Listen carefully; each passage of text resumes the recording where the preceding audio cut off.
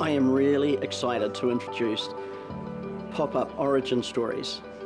As many of you know, Pop-Up Business School travels around the country providing opportunity for people to start businesses that perhaps just needed that crack and that chance. And quite often what inspires us are the stories of other business people, how they started. And so the Pop-Up Origin Stories is all about that. It's the genesis of the idea. It's how the origin of it came to being, which kitchen table, which garage, the back seat of which car. And all of those stories are business people that often we look at now, but we don't actually see the beginning of the journey or the pain points or the lessons. And so this series, this Pop-Up Origin Stories, is all about providing some information, some insight, but in an uplifting and an encouraging way. So settle back, enjoy, take your time, and we're really grateful to those people who have put their time and energy and effort into bringing you their story, their Pop-Up Origin Story.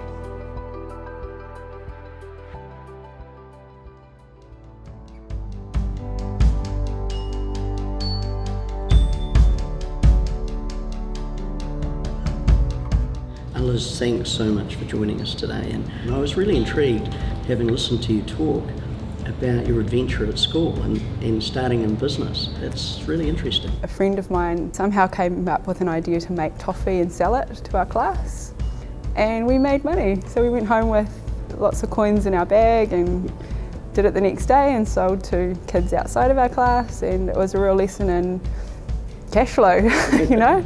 I think often we see kids doing lemonade, and so for me that was a really interesting experience that you had. And a little later on in the journey it was like your passion caught up with you. I was quite interested to hear a little bit more about how you discovered that passion was inside you.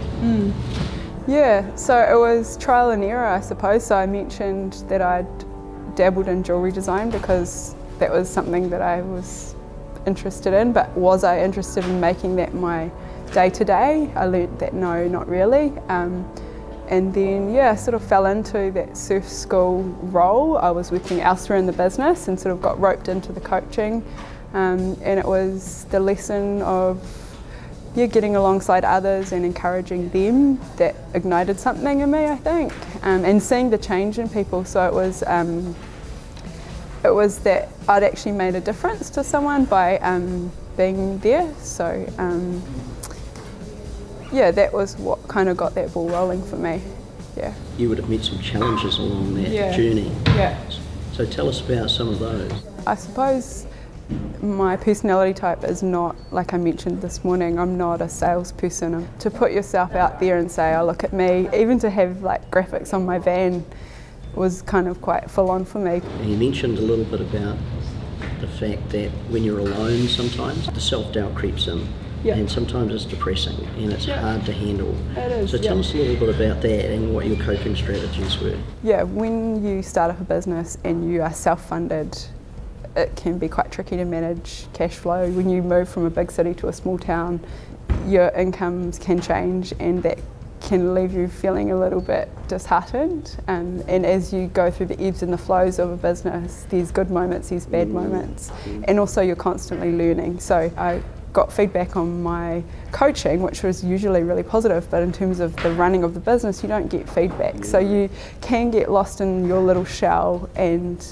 I had moments of real self-doubt and moments of depression, and I think, not being isolated is probably a key. I look back and think perhaps I could have been better at connecting with my community in terms of the business community. But like I mentioned, I had a really good church community, and my faith as well was definitely a part of that kind of journey. So, yeah. Yeah, it's interesting because quite often there are things that in business and in life that we don't talk about. So I'm suitably encouraged that you put that on the table, because I know that there will be people who watch this video who will be encouraged to think about their own journey and their own faith journey, but also their own business journey, and the fact that coping strategies and not being alone is really important. So if there was one thing that you would say at the end of this to an aspiring business owner that has an idea and maybe has that little doubt? What would you say to encourage them to make a start? Just life is short, and if you got hit by a bus tomorrow, would you be happy with your day? You know, like your last day, what was it like? Were you in front of a screen all day with a big bank account, or were you out there with people and engaging with people and doing what you love to do?